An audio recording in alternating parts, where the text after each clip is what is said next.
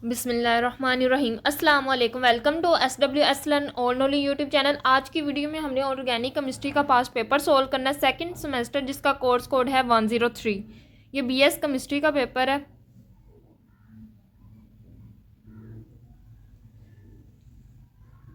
सबसे पहला क्वेश्चन है कि पहले क्वेश्चन में 6 शॉर्ट क्वेश्चन है, 5-5 मार्क्स के। 1 बाय 1 एक एक क्वेश्चन को हम डिस्कस करेंगे। देन क्वेश्चन नंबर 2 है, उसके पार्ट 1 में रिएक्शन कुछ दिए गए हैं बाय नेम। हमने बताना है कि किस तरह इस कंपाउंड की दूसरे कंपाउंड से सिंथेसिस होती है। तो ये एक कंपाउंड की सिंथेसिस 2 मार्क्स की है, तो टोटल 8 कंपाउंड है। देन उसी क्वेश्चन नंबर 2 का पार्ट 2 है, जिसमें कुछ रिएक्शन दिए गए अनकम्प्लीट है, इनको हमने कंप्लीट करना है। ये भी एक रिएक्शन 2 मार्क्स का है।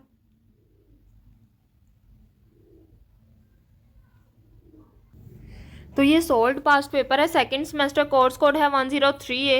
क्वेश्चन नंबर 1 है, उसका पहले पार्ट 1 करते हैं। Ethanol has higher boiling point than diethyl ether. Yes, ethanol has a higher boiling point than diethyl ether because of strong hydrogen bonds between ethanol molecules. Diethyl ether has weaker intermolecular attraction than ethanol, so it boils at a lower temperature than the ethanol.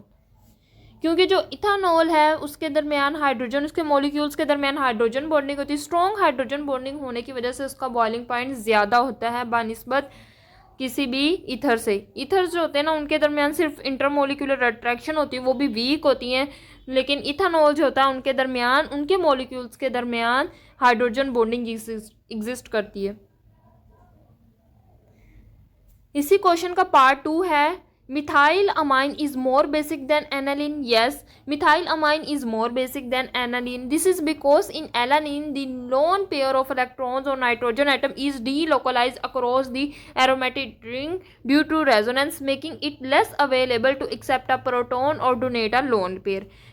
Whereas in methyl amine, the methyl group has a positive inductive effect, increase the electron density on nitrogen atom and making it more readily available for protonation or donate a lone pair. ज़्यादा strong base वो base होती है जो easily proton को accept कर देती है या अपना लोन पेयर इजीली डोनेट कर देती है। तो अगर हम एनालिन की बात करें, बेंजीन के ऊपर NH2 लगा होता है। अब या तो ये लोन पेयर इजीली डोनेट करेगी या तो ये हाइड्रोजन या प्रोटॉन को एक्सेप्ट कर लेगी, तो ये बेस का काम देगी। लेकिन अब जो इसका लोन पेयर है वो रेजोनेंस में इन्वॉल्व होगा। रेजोनेंस में इन्वॉल्व होने की वजह से वो इजीली प्रोटॉन को भी नहीं एक्सेप्ट करेगा, ना ही वो लोन पेयर डोनेट करके बेसिसिटी शो कर सकता है। लेकिन मिथाइल एनिलीन, जिसका फॉर्मूला होता है CH3NH2, इसमें जो मिथाइल ग्रुप होता है ना, उसका पॉजिटिव इंडक्टिव इफेक्ट होता है। और पॉजिटिव इंडक्टिव क्या करता है, इलेक्ट्रॉन की डेंसिटी दूसरे को देता है। अब वो नाइट्रोजन को इलेक्ट्रॉन की डेंसिटी दे रहा है। अब नाइट्रोजन इजीली प्रोटॉन भी एक्सेप्ट कर सकती है या इजीली किसी को अपना लोन पेयर दे भी सकती है।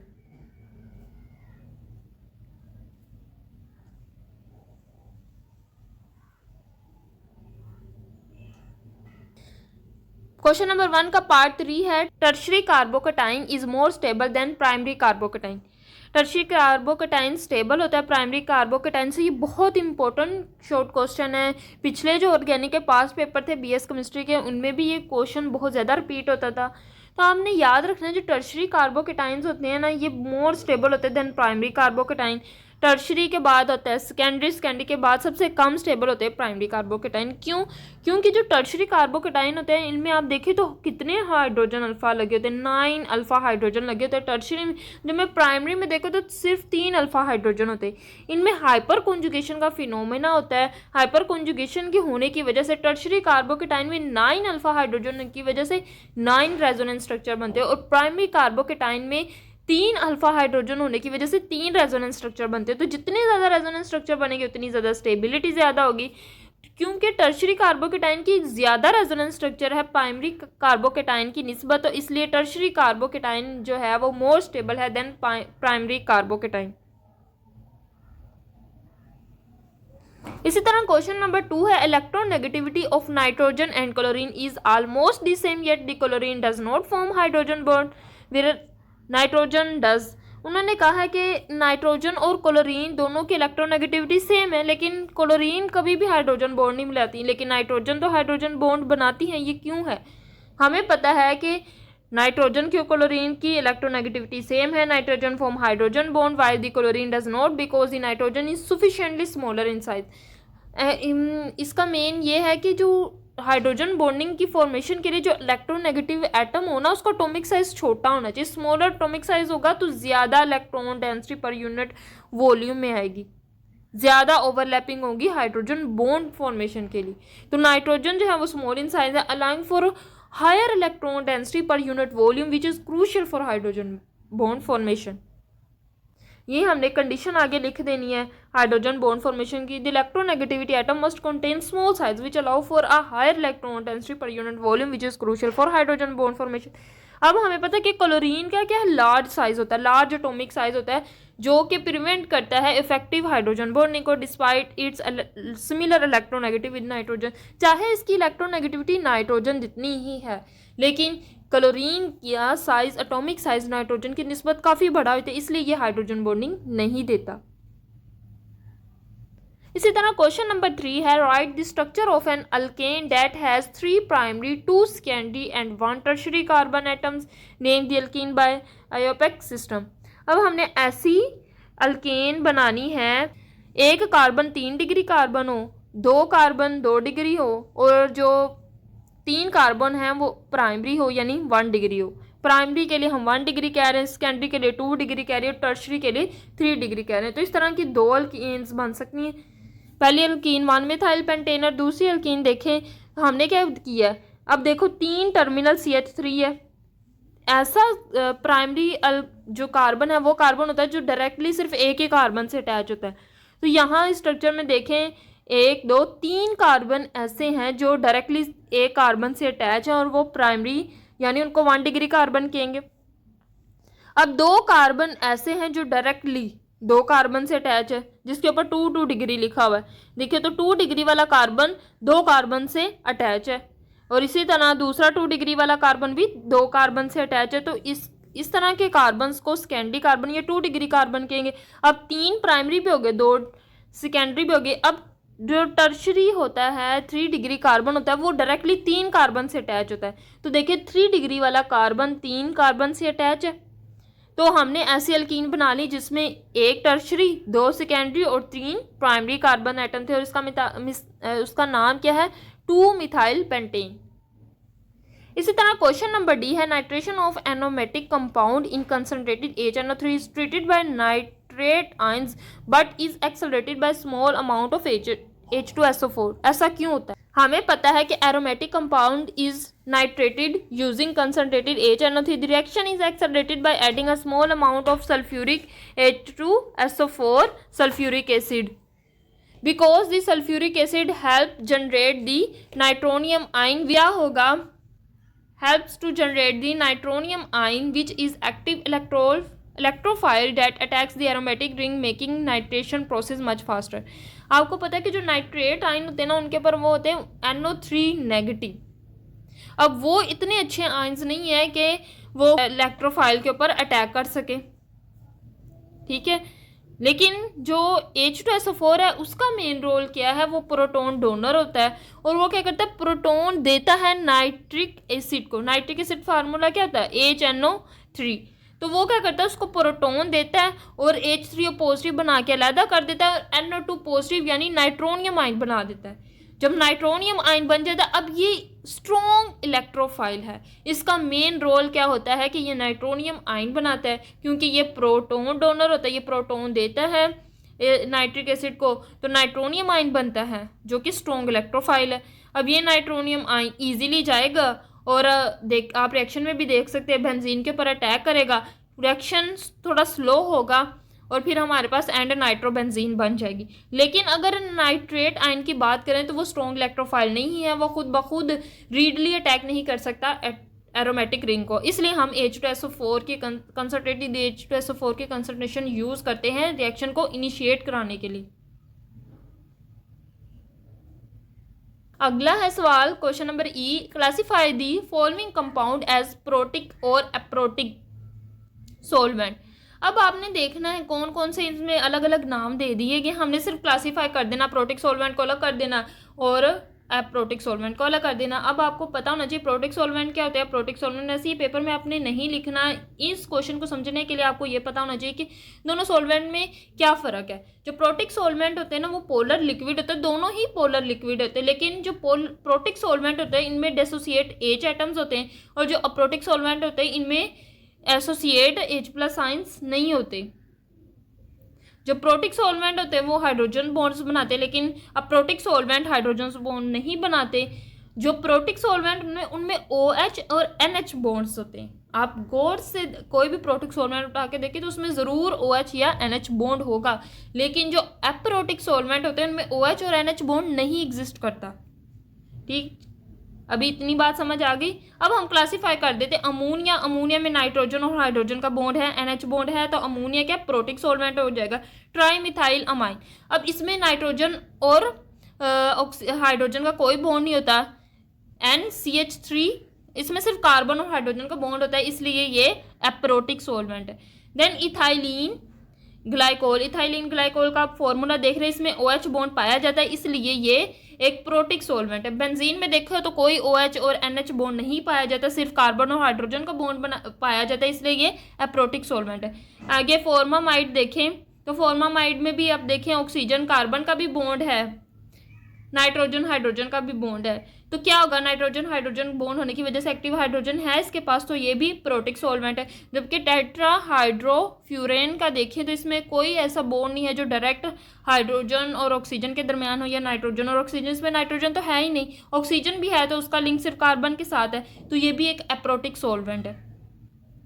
क्वेश्चन नंबर F है, how show each of the isometric pentyl alcohol will have toward iodoform test. अब आइडोफॉर्म हमने पेंटाइल अल्कोहल के अलग अलग आइसोमर बनाने, ठीक है, कोई प्राइमरी होगा, कोई सेकेंडरी होगा, कोई टर्शरी होगा, इसके अलग अलग आइसोमर्स होंगे। आइसोमर्स किनको कहते हैं, जिनका केमिकल फॉर्मूला सेम होता है लेकिन स्ट्रक्चर फॉर्मूला डिफरेंट होता है, तो हमने अल्कोहल्स के डिफरेंट आइसोमर बनाने हैं। अब हमने बताना है उसके आइसोमर आइडोफॉर्म टेस्ट देंगे कि नहीं, पहला ये स्टेप है। तो पहले आइडोफॉर्म देने के लिए कौन कौन से दे सकते हैं, तो प्राइमरी सबसे पहले हम सेकेंडरी अल्कोहल्स के लिए देख ले, तो जो सेकेंडरी अल्कोहल्स होते हैं ना उनमें for an alcohol to give a positive iodoform test it must have a structure where a carbon atom is attached to a hydroxyl group, a methyl group and a hydrogen. अब secondary में क्या होगा कि जो carbon hydroxyl group के साथ attach, उसके साथ एक CH3 मिथाइल ग्रुप होना बहुत ज़रूरी है और एक हाइड्रोजन एटम। अगर ये नहीं होगी कंडीशन तो वो नहीं देगा आइडोफॉर्म टेस्ट। और जो टर्शरी अल्कोहल्स होते हैं वो देते ही नहीं है आइडोफॉर्म टेस्ट, और प्राइमरी अल्कोहल में सिर्फ इथानॉल ही आइडोफॉर्म टेस्ट देता है। तो सिर्फ हमारे पास इधर ज़्यादा सेकेंडरी को हमने देखना है, टर्शरी देते ही नहीं है, प्राइमरी में इथानॉल देते, तो इथानॉल की तो इधर बात ही नहीं हुई, इधर पेंटाइल अल्कोहल की बात हुई। तो उसका पहला आइसोमर स्ट्रेट चेन है, तो ये शो ही नहीं करेगा क्योंकि ये प्राइमरी है, और प्राइमरी हमें पता है सिर्फ इथानॉल ही देता है। देन दूसरा आ जाएगा, दूसरे में देखें जिस कार्बन के साथ OH ग्रुप अटैच है उसके साथ CH3 मिथाइल ग्रुप भी है, तो ये देगा, तो इसमें देखें आइडोफॉर्म बन गया। अब जो तीसरा इसका आइसोमर है तो उसमें देखें जिस कार्बन के साथ हाइड्रोक्सिल अटैच है उसके साथ कोई अकेला CH3 ग्रुप है ही नहीं, दोनों तरफ इथाइल ग्रुप लगे हुए, तो फिर ये भी नहीं शो करेगा। अब तीसरा या चौथा आइसोमर देखें तो उसमें जिस कार्बन के साथ OH ग्रुप अटैच है उसके साथ कोई CH3 मिथाइल ग्रुप नहीं है, ये भी नहीं शो करेगा। अब ये पांचवा देखें तो जिसमें कार्बन के साथ OH ग्रुप लगा हुआ है उसके साथ एक मिथाइल ग्रुप भी लगा हुआ है। इस साइड पे आप देखें लेफ्ट साइड पे एक ब्रांच नजर आ रही तो वो मिथाइल की है। अब इसके पास जिस कार्बन के साथ OH ग्रुप लगा हुआ उसके साथ मिथाइल भी है और साइड पे एक अल्काइल चेन है, तो हम कह देंगे कि ये आइडोफॉर्म टेस्ट देगा। अगला आइसोमर में देखें तो जिस कार्बन के साथ OH ग्रुप अटैच है उसके साथ कोई मिथाइल ग्रुप है ही नहीं, तो हम कहेंगे कि ये भी नहीं शो करेगा। अब एंड वाला आइसोमर देखें, इस आइसोमर में देखें तो जिस कार्बन के साथ OH ग्रुप अटैच है वो तो टर्शरी है, यानी ये टर्शरी अल्कोहल है, क्योंकि ये जो कार्बन है जिसके साथ हाइड्रोक्सिल अटैच है वो फर्दर 3 कार्बन के साथ अटैच है, तो ये तो शो करेगा ही नहीं। हमने पहले ही बता दिया कि जो टर्शरी है वो शो नहीं करते। अगला जो है वो लुकास रिएजेंट है। तो इसके डिफरेंट आइसोमर लेके लुकास रिएजेंट का बताना जो होते हैं सेकेंडरी, उनमें हीट देने से जो है लुकास टेस्ट होगा, लुकास रिएजेंट रिएक्ट करेंगे अल्कोहल्स के साथ और सिर्फ OH ग्रुप को क्लोरीन रिप्लेस कर देगा। तो पहले रिएक्शन में OH को क्लोरीन ने रिप्लेस कर दिया। जो होते हैं सेकेंडरी, दूसरा आप दे सकते हैं आइसोमर, वो सेकेंडरी वो 5 to 10 मिनट्स में देंगे। जो प्राइमरी होते हैं वो देते नहीं हैं, लेकिन हीट देने पे वो दे देते हैं लुकास टेस्ट। लेकिन जो सेकेंडरी होते हैं ना वो 5 से 10 मिनट लेते हैं, और जो टर्शरी होते हैं वो फ़ौरन दे देते हैं। तो ये जो दूसरे वाला है वो प्राइमरी है, सो इसने सेकेंडरी है सॉरी, तो इसने 5 से 10 मिनट लिए हैं। अब जो तीसरे वाला है ये भी हमारे पास सेकेंडरी है, तो इसने भी 5 से 10 मिनट लिए। इससे आगे देखें, प्राइमरी है, जिस कार्बन के साथ OH ग्रुप अटैच है वो फर्दर सिर्फ एक कार्बन है, उसके साथ सिर्फ एक कार्बन अटैच है, अल्काइल चेन अटैच है, तो ये हीट देने पे ही इसने लुकास टेस्ट दिया। अब अगला आइसोमर देखें तो उसमें जिस कार्बन के साथ हाइड्रोक्सिल ग्रुप अटैच है वो डायरेक्ट सिर्फ 2 कार्बन से अटैच है, तो इसलिए ये 5 to 10 मिनट लेगा क्योंकि ये सेकेंडरी है। इसी तरह देखें, जिस कार्बन, अगला आइसोमर देखें जिस कार्बन के साथ OH ग्रुप अटैच है वो फर्दर सिर्फ एक ही कार्बन के साथ अटैच है, तो इसने हीट देने पे, क्योंकि ये प्राइमरी अल्कोहल होगा, इसने हीट देने पे रिएक्शन दिया।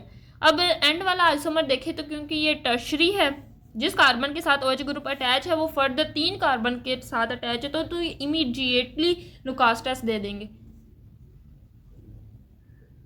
अब हमारे रिएक्शन शुरू होने वाले। क्वेश्चन नंबर 2 है सिंथेसाइज कंपाउंड। पहला कंपाउंड है प्रोपाइलीन फ्रॉम प्रोपाइल अल्कोहल। हमने प्रोपाइलीन बनाना है प्रोपाइल अल्कोहल से, तो प्रोपाइल अल्कोहल कौन सा होगा? CH3 CH2 उसके साथ क्लोरीन लग गया, तो ये हमने सिर्फ प्रोपाइलीन बनाना है, तो क्या होगा? HCl रिमूव करना है हमने। एक जिस कार्बन के साथ क्लोरीन अटैच है उधर से क्लोरीन रिमूव कर दे, उसके साथ वाली कार्बन से हाइड्रोजन रिमूव करके दरमियान में डबल बॉन्ड बना दे और HCl रिमूव हो जाएगा। In the presence of KOH, base की प्रेजेंस में ये होगा। प्रोपाइलीन से प्रोपेन बनाना है, तो प्रोपाइलीन में क्या होगा? जो हमारा पहला रिएक्शन था उसमें प्रोपाइलीन ही बनी थी, तो उसमें हमने सिर्फ प्रोपेन बनाना, उसका डबल बॉन्ड खत्म करने के लिए हाइड्रोजन ऐड करेंगे। हाइड्रोजनेशन का प्रोसेस होगा इन द प्रेजेंस ऑफ निकल, तो हमारे पास प्रोपेन बन जाएगा। ईजी था रिएक्शन। तीसरे वाला रिएक्शन है इथाइलीन फ्रॉम एसिटाइलीन। एसिटाइलीन उसको कहते हैं C2H2, ट्रिपल बॉन्ड कार्बन को, जिसमें 2 कार्बन के दरमियान ट्रिपल बॉन्ड होकर सिर्फ 2 ही कार्बन होंगे, तो उससे हमने इथाइलीन बनाना। अब एक डबल बॉन्ड खत्म करना है तो सिंपल हाइड्रोजनेशन करेंगे इन द प्रेजेंस ऑफ निकल।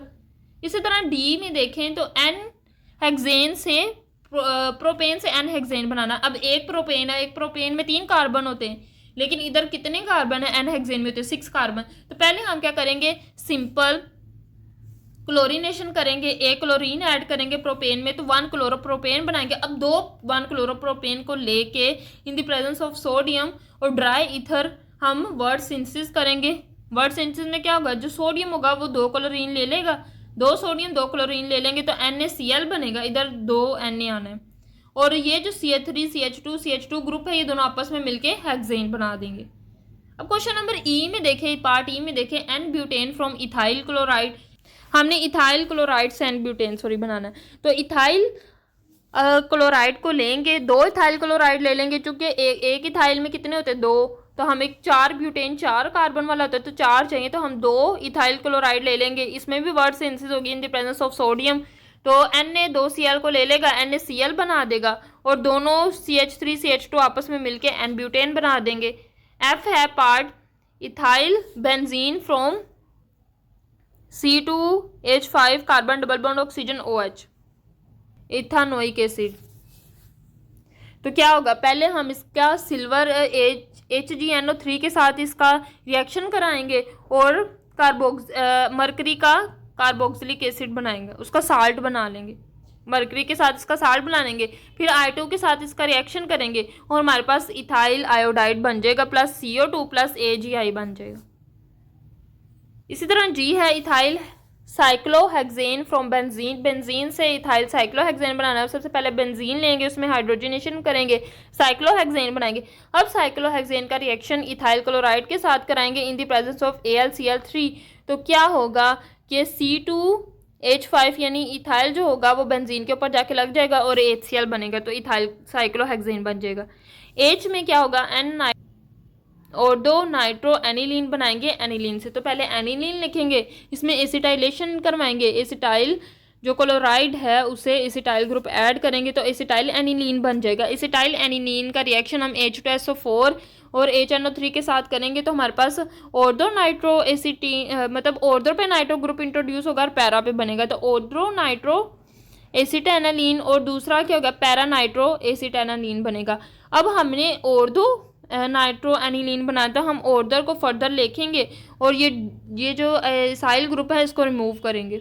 तो हाइड्रोलाइसिस करेंगे, रिमूव करने के लिए एसिटाइल ग्रुप हाइड्रोलाइसिस की, तो जो एसिटाइल ग्रुप था वो रिमूव हो गया और ऑर्थो नाइट्रो एनिलीन हमारे पास बन गया। इसकी डायरेक्ट सिंथेसिस नहीं थी इसलिए हमने पहले एसिटाइलेशन करवाई और देन नाइट्रेशन करवाई और फिर हाइड्रोलाइसिस करवाई। अब क्वेश्चन नंबर 2 है, क्वेश्चन नंबर 2 का पार्ट 1 है। पहला रिएक्शन है प्रोपानोल है, उसका रिएक्शन H2SO4 के साथ करवाया तो डाई प्रोपाइल ईथर बना और वाटर रिमूव होगा। इसमें सिंपल क्या होगा कि दोनों H रिमूव होके एक इथा प्रोपानोल से H रिमूव होगा, एक प्रोपानोल से OH रिमूव होगा, वाटर रिमूव हो जाएगा और डाई प्रोपाइल ईथर बन जाएगा। दूसरे रिएक्शन में देखें तो हमारे पास है propanol plus HBr plus H2SO4, जो H2SO4 एज अ कैटलिस्ट काम करेगा और सिंपल OH रिमूव हो जाएगा और Br उसकी जगह पे जाके लग जाएगा तो N प्रोपाइल ब्रोमाइड बन जाएगा और वाटर बन जाएगा। तीसरा रिएक्शन है डाई इथाइल ईथर और सोडियम का। ये रिएक्शन नहीं शो करते क्योंकि इसमें एक्टिव हाइड्रोजन एटम ही नहीं है। इसका मतलब ये है कि हाइड्रोजन जो है वो रीडली अवेलेबल नहीं है इन दी रिप्लेसिंग रिएक्शन। अब डी देखें तो डी में देखें CH3 कार्बन, पहले कार्बन के साथ 3 CH3 ग्रुप अटैच है, फिर CH2 और OH, यह 2 डाई मिथाइल 1 प्रोपानोल।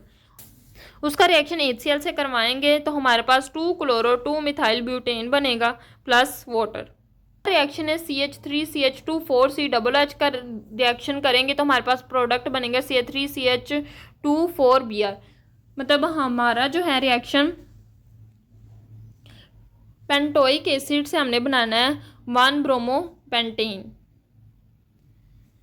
तो सिंपल हम सीधा नहीं ब्रोमीन ऐड कर सकते हैं, तो हम क्या करेंगे पहले एसिड का साल्ट बनाएंगे, कार्बोक्सिलिक एसिड का साल्ट बनाएंगे, प्रेजेंस ऑफ AgNO3 साल्ट बनाने के बाद उसके ब्रोमिनेशन करेंगे, ब्रोमीन ऐड करेंगे और हमारा एंड प्रोडक्ट बन जाएगा। आगे हमने टोलीन से पैरा ब्रोमो बेंजाइल क्लोराइड बनाना है, तो टोलीन में पहले ब्रोमिनेशन करेंगे, ब्रोमीन ऐड करेंगे, पैरा ब्रोमो टोलीन बनाएंगे, फिर हम उसमें क्लोरीन ऐड करेंगे in the presence of sunlight.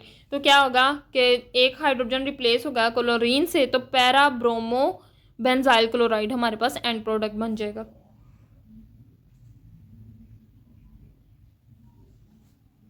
तो ये थी आज की हमारी वीडियो। मुझे उम्मीद है कि ये वीडियो आपके लिए बहुत हेल्पफुल रही होगी। जिन बच्चों ने इसका पेपर देना है, जिनका भी एग्ज़ाम है, मुझे उम्मीद है कि उनके लिए बहुत हेल्पफुल होगी।